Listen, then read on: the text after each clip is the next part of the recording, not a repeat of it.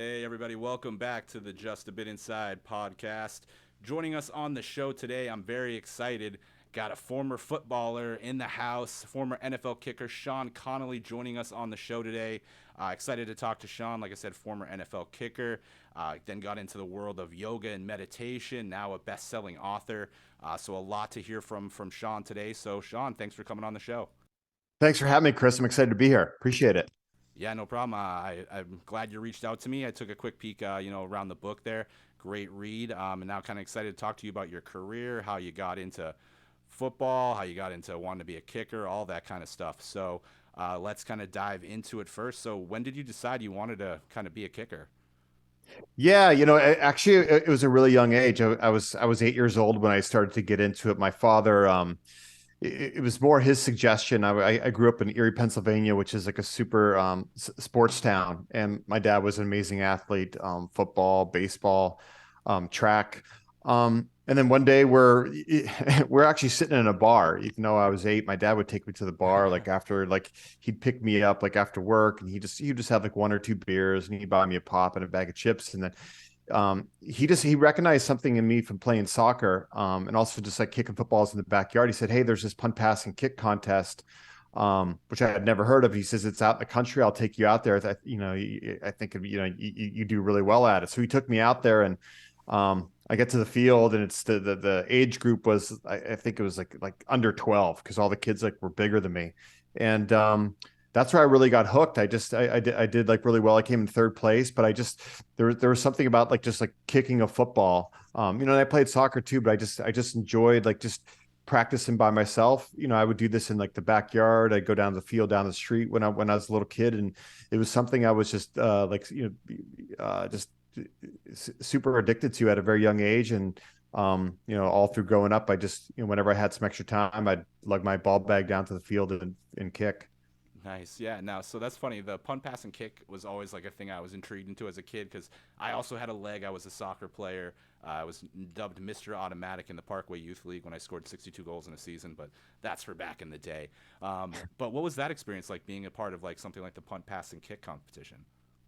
Yeah, it was a lot of fun because, as I mentioned before, like Erie is a huge sports town. So like the punt, pass, and kick competition was like a big deal up in Erie. And it seemed like so many kids were in it. And we even had it like at the main stadium in Erie one year. And also I got to meet like other kickers who were also trying to, someday play, professionally, or at least at the collegiate level. So I just I immersed myself into this kicker world up in Erie. Yeah, now let's get into kind of the mentality of a kicker, kind of what the headspace you had to have. Because I know in your book, too, you talk about your ADHD diagnosis and kind of how that played a role into helping you focus as a kicker. So, talk a little bit about that kind of mentality you had and maybe how that, what would someone consider, a problem ADHD, like how you used it to a benefit for yourself. Yeah, that's a great question because, so the ADHD was sometimes it was like I think of it as an ally for me, because I would train so hard. In Erie, it would start snowing like in November, and you wouldn't see the grass again until like April. But I would still like kick every day throughout the winter. I'd kick on like all the snow, and so it really helped me with that, with being like super driven. But the downside with the ADHD was when, like later on in my career, like in college, and pro, like when I would have like a bad practice or a bad kick, I would beat myself up. So it was something I always had to um, fight or struggle with. But overall, it certainly helped because there's no way I would have got as far as I did. It was just sometimes, the highs I get really high, but sometimes the lows I get too low. So it was something I always had to be cognizant of. But but overall, though, it's certainly something that I helped, because for me as ADHD, I couldn't sit still. So I think, you know, it always pushed me to go do something. So it kept me out of trouble, and kept me doing something healthy, like kicking, soccer, basketball, baseball, and football, of course. So Yeah, because that's interesting. Because I feel like when you talk about ADHD, it's mostly like the negatives and the bad side. But think of it in that world where it kind of gives you that hyper focus and that extra drive to kind of get you that success. Now, transitioning to that, how about kind of the confidence level for yourself? Because in your kicking career, you went D3 first. I think Gagnon University. Is that correct? yeah, Gannon University Or in Erie, Gannon? right? Yeah. Well, actually, So yeah, you go from yeah. there, and then you decide, hey, I feel like I'm a D1 kicker, But I saw, I think in another interview or something in that year at the last one at Gannon, you hit like 4 of 18 kicks, but felt like it was time to be a walk on D1. So what kind of gave you that confidence? Yeah, it was just something that inside me that was always driving to, like, you know, just you get one shot to play in college, to just go for it. And my first stop was actually before Gannon. I went to Grove City College for a semester where they said I could walk on, but I was supposed to meet the coach a couple of times, but he kept blowing me off. He didn't show up, so I dropped out of Grove City College. I went to Gannon. I got really lucky that Gannon, they're putting together their first football team since right after World War II, like the mid 40s. And so luckily they're taking everybody. Yeah. So this was like the best place for me to be. And yeah, as you mentioned, like I played there for 2 years. My overall numbers, they had to be the lowest in Division III. Certainly, compared to Division I kickers, they were the lowest. I was, made less than 25%. What drove me was I just didn't want to live with any regrets, and also the fact that I knew I had the ability. I was able to, easily kick off and put it into the end zone. My field goals, I would miss them, but they would easily have the distance. There was a game we played Duquesne. I was 0 for 4, and I missed a bunch of field goals that, I blasted them, and they just, they plenty of distance, but just I would spray the ball all over the place. But luckily for me, when I did transfer to the University of Pittsburgh, I ran into a coach that he saw something in me, and he gave me a couple tips to just get it together. He helped. For me, I was self-taught, so I never saw any video of me. So he'd show video, and then once I tightened a few things up with my accuracy, I was able to put it all together, and then have a really good year at the University of Pittsburgh. Yeah, but yeah, from the outside, it didn't make Coach much Amos sense. Jones there. That was kind of Exactly. my next question there. So kind of tell us about your relationship with him now, a special teams coach with the Giants. So he's in the NFL, but you said he had a lot of help with you kind of getting that success at Pitt. Ended up being, I think, an All-East team selection. So maybe tell us a little bit about your relationship with him. Yeah, Amos and I got off to actually a rocky start. When I first started at the University of Pittsburgh, I was a walk-on, and so when you're a walk-on, they don't give you like the official Pitt Panther gear. You had to just wear whatever you had. So I just slapped together some Kmart yellow cutoff sweatpants and a white and blue T-shirt to try to look like I fit in.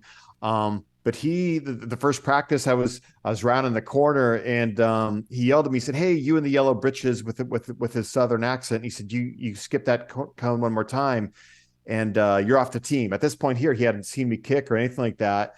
And so I just him and I we had that rocky start. But even before, like, just see him in the weight room, like he wouldn't talk to me. But this is kind of how it was with, like, if you're a walk on, you have to earn getting in on the team. So luckily, the first practice we were doing kickoffs, and I was kicking it all off, and my balls were going to the end zone. And then him and I started to talk some more, and we just made this like connection.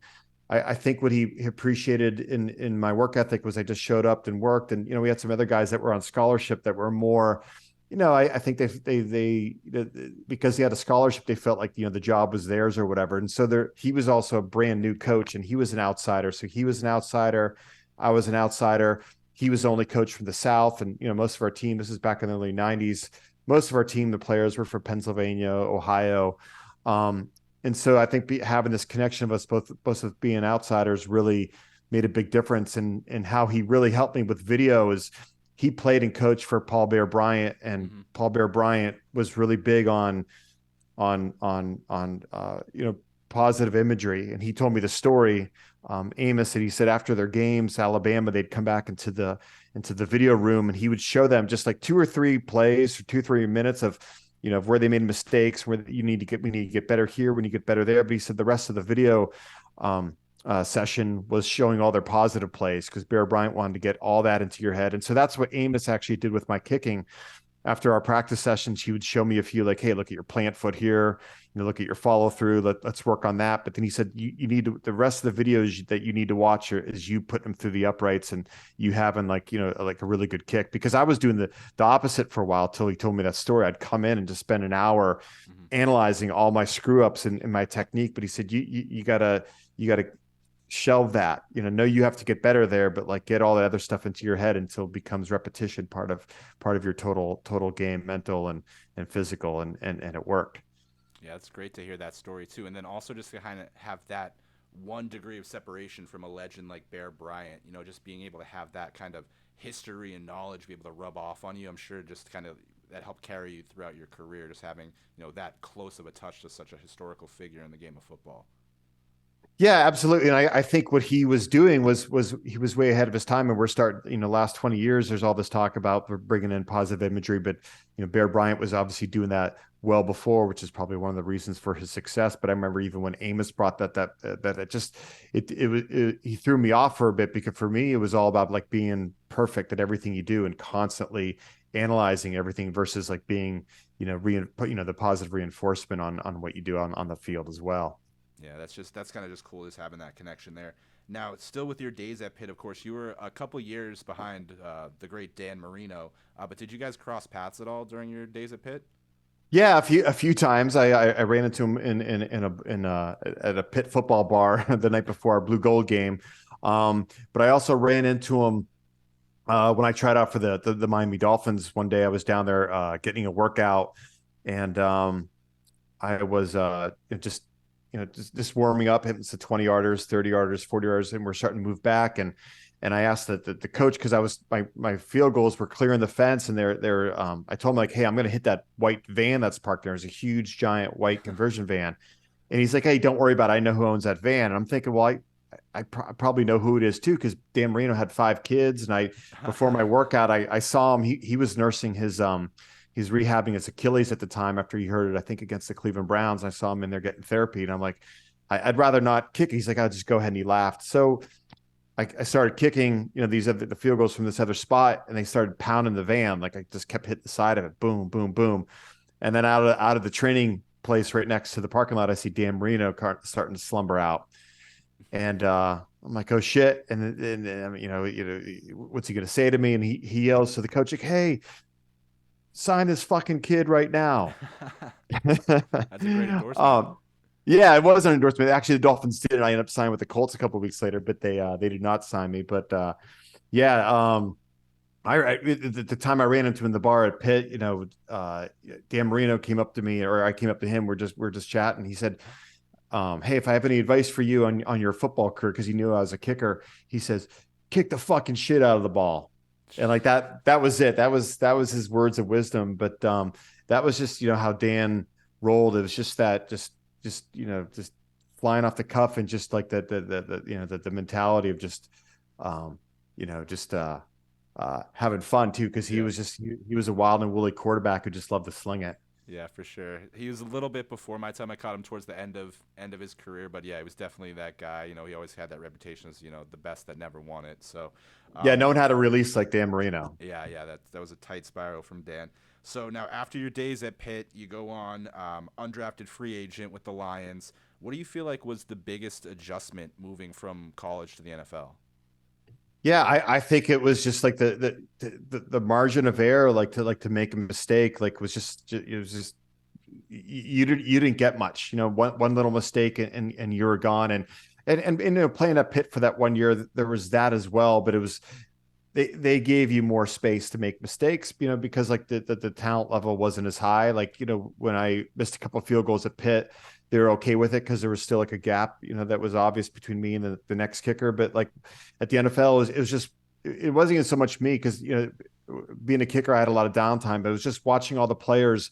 It was really clear to me that the difference between like being an NFL starter, an NFL or a standout, and a guy that's just like a backup or not on the team was just so small. It was like the attention to detail, and that was one of the things I enjoyed about being in the NFL. Is when I wasn't kicking, I was at practice. I just loved the game of football, so I just loved watching the practice, and you could see it. You could see players, who just showed a little bit of attitude, and it was like you could almost see who's going to get cut and who wasn't, just based on attitude, attention to detail. And the veterans too were so great to watch, because like you'd see them spend tons of time before practice, working on their craft, just with like nobody around them. You'd see them like in the video room. And so it became pretty obvious, why some guys are able to have a long career and why some players who may have the talent, but they don't have the attention to detail for the little things, to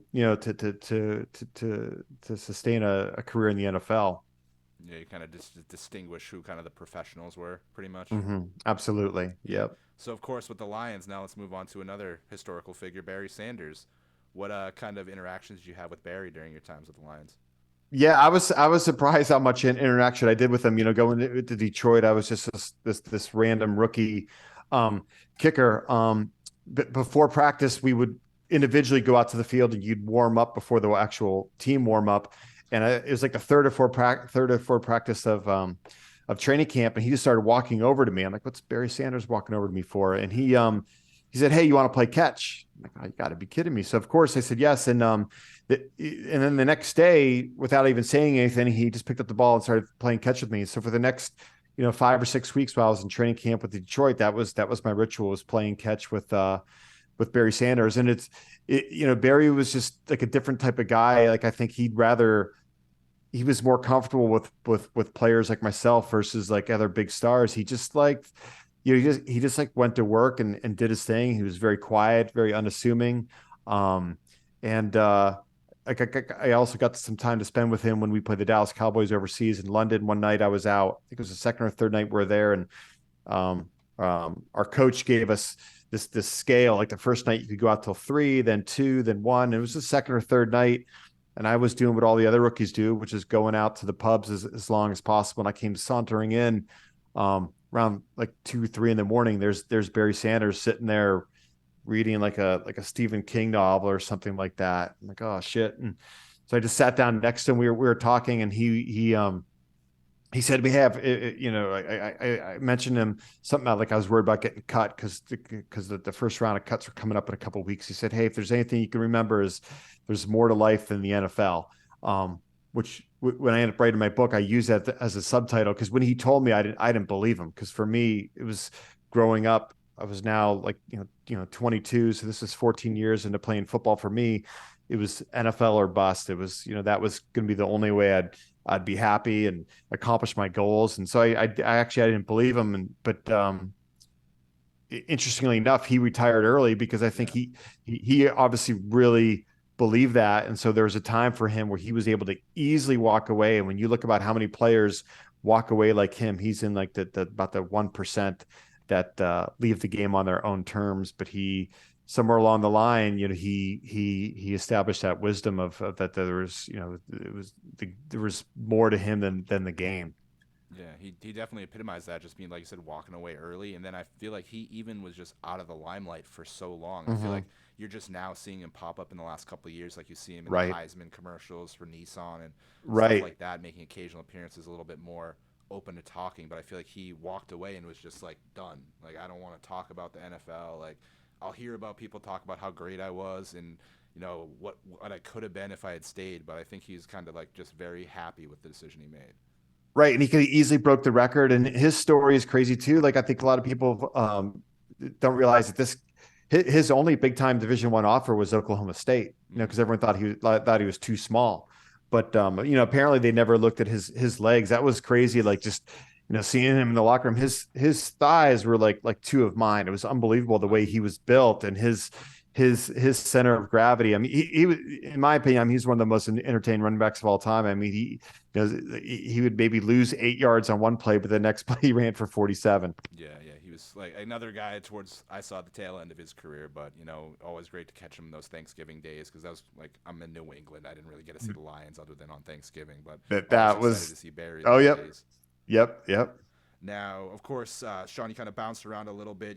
Like you said, you went to the Colts, the Jets, then ended up going overseas to the Scottish Claymores. What was that adjustment like, now kicking in NFL Europe, which was kind of like a fledgling league at the time?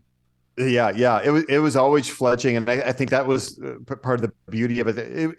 For me, I had a blast, because I was already cut a few times by the NFL, and I wanted to be like on a team and to play games. And that was a ball. I was actually sitting on the sitting on the throne. And the phone rings, and it's Jim Kreiner. He was the coach of the Scottish Claymores, and I shuffle off and get there as fast as I can. I picked up the phone because he's leaving this message. He's like, "Hey, Sean, we need you," because I had tried out with them before the season started, but they said they already had a kicker, but they'd keep me in mind. I kind of gave up on it. And I was with the Jets at the time, and he said, we need you on a plane. We need you in Germany by tomorrow. So I pick up the phone, and he's like, "Yeah, like we just cut our kicker, and we need you there." And so they bought a ticket for me. Next thing you know it, like I'm at the Pittsburgh airport. I'm flying to Cincinnati, from Cincinnati to Frankfurt. They picked me up there, and I got to play the second half of the season with them. And it was just nice because it was players similar to me who were in, out, in, out, in, out. And for the most part, the players that were there just loved the game. They could care less about, being a big star. They just wanted to play football. And it was just so much fun being around those type of players. And also just of course, the mix of the international aspect of it. We had five guys. Every team had to have five, what they called national players. So we had five players that were from Scotland, and they just love the game of football. And for them, it was like, they had these beginner eyes to the whole game. But it was also, the fans were amazing. The fans just wanted to interact with you. And we had a lot of things where we'd interact with the fans before games, after games, during the week. And they just loved American football, and they could care less that like you're a no name, because most of us on the team were no names. I mean, there's a handful of guys that were like, big time college players that just, for whatever reason, they were struggling to break through the NFL. But Paulus was over there. Yeah, Ron Paulus was there. Oh man, the guy's name escapes me. That the biggest name that played in the World Football League. He played a couple years after me, but was the quarterback for the Rams, and they won the Super Bowl. He was a stock boy. Kurt Warner, exactly. Yeah, Kurt Warner. Yeah, so Kurt Warner played. He was there a couple years after I did. The kicker for the New England Patriots was there the year after for me, and I just forgot his name too. He played until into his mid 40s. Vinatieri. Yep. So Vinatieri played there as well. Yeah, there's to me. I didn't know he kicked over there. Yeah, he did. I think it was just for a year, and it was a year after me. I think he played for the Amsterdam Admirals. But a lot of players like that who did go on to be bigger names in the NFL. Saran Stacy was with us. He was a big time running back with Alabama. So there was a handful of names there, but like, the Scottish Claymore fans, they didn't know who they were before they even got there, but they just embraced the team, and the team reciprocated, and it was just it was just like football the way it was like meant to play in so many ways, because I think the players really appreciated still being able to play and have an opportunity to maybe play further. And for the Scottish Claymores and the other European fans, they just were so grateful to see American football, on their own soil. So it was just such a great dynamic like that. Yeah, I think definitely one of those things, like, I think similar to the XFL, a little bit ahead of its time, but had aspects to it that now like the NFL is going to utilize. Like, I think laying the groundwork with NFL Europe, even though it was a failed experiment, like got NFL into Europe. So now you see them with the London games, Germany games, and now them floating the idea of putting a team over there, kind of just laid the groundwork there with the NFL Europe. Yeah, absolutely. And the funny thing is like they wouldn't know to cheer. And being a kicker, it was crazy because like I was like really popular as a kicker, even when I would kick an extra point. Like sometimes the cheers when I kick an extra point were louder than the touchdown. And certainly the field goals were like such a big deal, because they, for them, like with soccer and rugby, the kick is a big deal. So like being a kicker in the US, it's like, oh, the kicker, not even part of the team. But over there, like, oh, the kicker. That's cool. Yeah, just with that kind of the soccer aspect, they're like, oh, whoever's kicking the ball, we love that guy. Right. So now, when did you decide it was time to hang him up? That was the hardest part of my career, because for me it was just I actually didn't give up, and didn't really decide to give up until there wasn't much left of my leg. When I was with the Jets, actually, which was right before the Scottish Claymores, we were doing a practice session where my kickoffs were just not going very far. There's obviously like something wrong with my leg, and this had happened also with the Colts. And sometimes at my time at Pitt, like they're just, for whatever reason, there wouldn't be like pop in my leg. So I went to see the doctor when I was with the New York Jets, and he gave me an exam, and he couldn't find my hip flexor. He said like your hip flexor is gone. It's degenerated. It was in my right leg, which is my kicking leg. So that's probably when I should have given it up, but I just refused to believe that. And then I went on to Scotland and, was able to play there. I played with painkillers and muscle relaxants, which had done on and off for most of my career. But for Scotland, I really had to up it. But basically what was happening, my leg was just starting to, deteriorate and fall apart no matter how much stretching I gave it or rest. But I had a really hard time walking away because even after the Scottish Claymores, I came back and I got a call from an arena football league. And so I drove up to Albany, and they offered me a spot there. And I just couldn't step away. I think what happened for me is I just was so focused and driven on playing in the NFL that, even with my injury, making it really obvious that, it was time to step away. I couldn't, but I think it just got to a certain point where I realized like my identity had to be more than football. And, I think one of the biggest reasons why I stepped away was my wife, and I had a kid, and my wife was crying on our drive home from Albany. She said, "I just can't see you like this anymore, where you're just like beating up your body." So for me, I didn't leave on my own terms. It was just to the point where like my body just couldn't do it anymore. So now, transitioning that, is that where you kind of got into the world of yoga and meditation as sort of a rehab? Yeah, absolutely. So my wife was into yoga and meditation and mindfulness and all that while I was playing football. And she tried to get me into it. She's like, she was way ahead of her time because now, of course, like, all the sports teams, college, professional, all use some sort of mindfulness. They have like a yoga teacher on hand, a mindfulness coach, meditation, maybe all three, sports psychology. There's none of that, back in the 90s. It seemed like it was like quacky. And she tried to get me into it the whole time. And I just thought, well, how could this help me? And of course, looking back, it could have helped me mentally, could have helped me physically too, because I just never listened to my body when I would train. I would train beyond the point of pain, or when my leg was tired. I was more about, well, you kick 100, I'm going to kick 100 balls today. And then tomorrow I'm going to kick 50, because that's what you're supposed to do. Then I'm going to go to the gym. And I was very like regimented, and there was never any like, just, it was all about no pain, no pain. That philosophy now for training has gone to the wayside. There's a lot more understanding that doesn't work. So that's eventually what got me into it, was my wife, but also I realized like how much it could have helped me. That was one of the reasons why I got into it. But also when I did start to get into yoga and meditation and mindfulness, it helped me, number one, like get over my career much easier from an emotional standpoint. But number two, it helped heal my body physically, where I could have, it was way too late. There's no teams interested me at this point, but it did help heal my body to the point where I could have like done like a comeback, because I no longer had pain.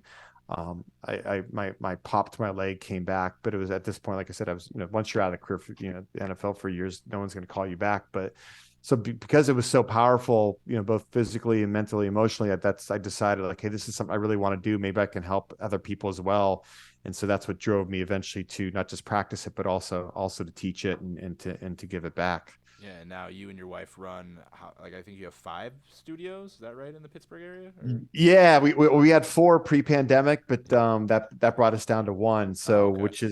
which is where we're at now. But we do a lot of stuff online as well, and we work also beyond the studio. We work outside, like with like sports teams and so forth. So nice. Yeah. Then what made you want to get into writing a book now? Is that more of like kind of the reflective mindfulness process, kind of a little bit of that is now getting it all on paper? Yeah, absolutely. For me, it was just, I thought it was a story that I thought would be interesting for some people to read, like, for aspiring athletes, former athletes who struggle with like identity. Also, I felt like, it would be a good story for a lot of athletes who also like were on the fringe. I think when we watch NFL games, we, forget the stories, like there's the Tom Brady stories, but there's also the 90%, which are like myself, who never quite make it and then have to figure out, okay, what am I going to do with the rest of my life? So I thought I'd tell that story. But it's been really fun, since I wrote the book. A lot of people that I hear from actually who read the book are actually young athletes. I thought, it would be mostly like people my age or maybe 30s and 40s, but I actually get a lot of emails from like high school athletes who are struggling with like how they're going to continue to move in their career, and they also struggle from overtraining.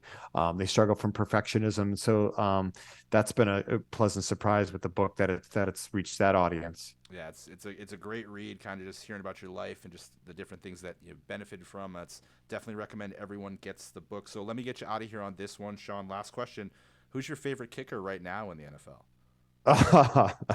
Oh man, yeah. You know what? I wish I could say I have one, but it just I just I love all kickers. I guess it's because I know what they're going through. So when I watch kickers, like I always have like the games on during the weekend. I come into the room whenever there's like a kick on. I just hope that they don't miss because of like what they go through, like the Army Navy game. Like I'm so glad that kicker made the kick, and it's crazy because I watch kickers every weekend. It's now that because I or how I watch it, I don't realize how many kickers miss big kicks every single weekend. Yeah, My heart goes out to the running back from Navy, which was, with the fumble on that last play. And so, yeah, for me, I just don't want any of these kickers to go through any emotional trauma. So I just root for all of them to make it. that's funny. Just kind of reliving those days, like, oh no, I've been there. I Right. know what he's feeling. Oh, Just, absolutely. jeez. Absolutely. All right, Sean. Well, thank you so much for joining us. Why don't you tell everyone where they can kind of check you out on Twitter, online, your businesses, whatever you want to plug. Tell the people. Oh yeah, I appreciate it. Yeah, SeanConley.net, SeanConley.net. And yeah, the book is on my website. It's on Amazon and bookstores.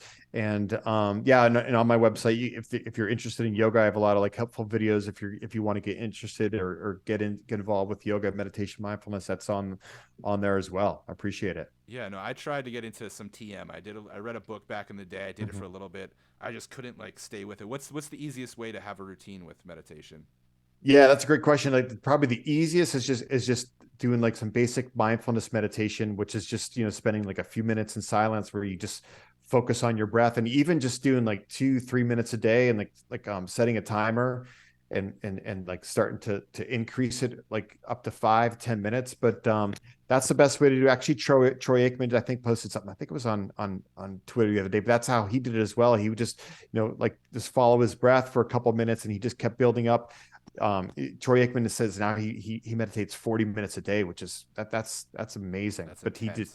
Yeah, I mean, I got up to yeah, like I was doing like trying to do 20 minutes, like 15, 20 minutes. I was trying, and it was tough, and I was just trying to be consistent. But again, working in athletics, it was never having any time. it's hard. Yeah, but I think just starting like even two, like if you've never done it before, just like 2 minutes and do that for like a week, and then slowly going up, and then 5 minutes seems short, 8 minutes seems short, but 5-10 minutes a day is more than enough. Great. Well, I'll hit you up for some tips, Sean. I thank you so much for coming on the podcast. It was Yeah, great talking with you, and I'd love to catch up with you maybe down the road, maybe in the playoffs. We can rehash some kicks, talk some NFL. absolutely. I appreciate that. All Thanks, right, Chris. Sean. It was Thanks for your great catching time. up with you. Yeah, Thanks so much. you bet. Thank you.